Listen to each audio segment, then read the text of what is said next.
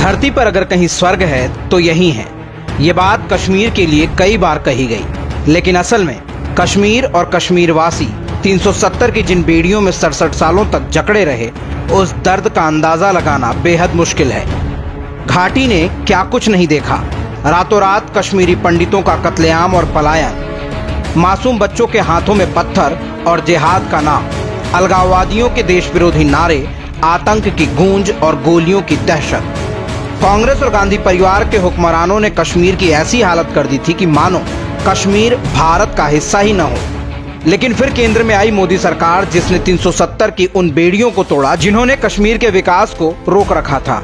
5 अगस्त 2019 को ऐतिहासिक और युगांतरकारी फैसला लेकर संविधान के अनुच्छेद 370 और 35A को हमेशा के लिए दफन कर दिया गया।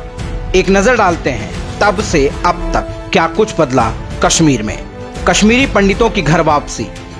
घाटी से 370 हटने के साथ ही कश्मीरी पंडित भी घर वापसी की हिम्मत जुटा पा रहे हैं।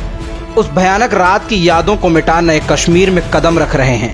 केंद्र सरकार ने संसद में बताया कि सुरक्षा का एहसास होने के बाद से कश्मीर में प्रधानमंत्री पुनर्वास पैकेज के तहत रोजगार पाने के लिए हाल में 3,841 युवा कश्मीरी पंडित वापस लौटे हैं। डिजिटल क्रांति, दरबार मूव पर रोक। जम्मू कश्मीर में 149 साल पुरानी दरबार मूव प्रथा का अंत हो गया है। दरबार मूव के दौरान राजभवन, सिविल सचिवालय, सभी प्रमुख विभागाध्यक्षों के कार्यालय जम्मू और कश्मीर के बीच सर्दी और गर्मी के मौसम में ट्रांसफर होते रहते थे।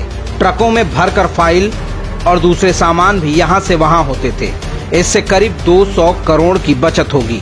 जमीन आवंटन सुलभ। अब जम्मू कश्मीर में देश का कोई भी व्यक्ति जमीन खरीद सकता है। अब कोई भी भारतीय जम्मू कश्मीर में फैक्ट्री, घर या दुकान के लिए जमीन खरीद सकता है। इसके लिए किसी तरह के स्थानीय निवास होने का सबूत देने की जरूरत नहीं होगी। आर्टिकल 370 ने इस पर रोक लगा रखी थी। इससे कश्मीर में औद्योगिक विकास को भी बढ़ावा मिलेगा। मोदी सरकार ने निवेश को बढ़ावा देने के लिए 28,400 करोड़ रुपए की प्रोत्साहन योजना को मंजूरी दी है। एक देश, एक तिरंगा। मोदी सरकार के नेतृत्व में घाटी में राष्ट्रवाद को खोई पहचान मिली है। 67 साल बाद जम्मू कश्मीर के झंडे की जगह श्रीनगर सचिवालय पर तिरंगा लहराया।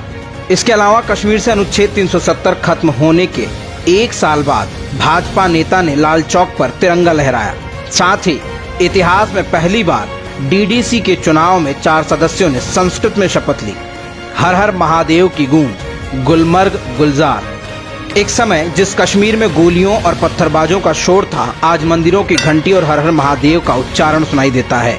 गुलमर्ग का शिव मंदिर ऐसा पहला मंदिर है जो सदियों बाद जीर्णोद्धार के बाद जनता के लिए खोल दिया गया है।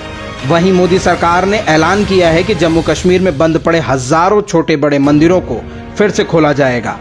अलग पड़े अलगाववादी। अनुच्छेद 370 हटने के बाद से अलगाववादियों का जनाधार खत्म हो गया है। घटते जनाधार से परेशान सैयद अली शाह गिलानी ने ऑल पार्टी हुर्रियत कॉन्फ्रेंस के अध्यक्ष पद से इस्तीफा दे दिया। 2018 में 58, 2019 में 70 और 2020 में 6 हुर्रियत नेता हिरासत में लिए गए। 18 हुर्रियत नेताओं की सुरक्षा वापस ली गई।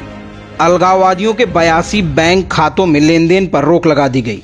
अलगाववादी आसिया आंद्राबी का मकान कुर्क किया गया। सितंबर 2019 में मसूद अजहर, हाफिज सईद, जाकिर रहमान लखवी, दाऊद इब्राहिम को आतंकवादी घोषित किया गया। आतंक पर रोक, आतंकी ढेर। 2020 से अभी तक 350 से ज्यादा आतंकी ढेर किए गए हैं। वहीं घाटी के 9 जिलों को आतंकवाद मुक्त तक घोषित किया गया है। पिछले 2 सालों में आतंकी संगठनों में कश्मीर युवाओं की भर्ती में 40% की गिरावट दर्ज की गई है।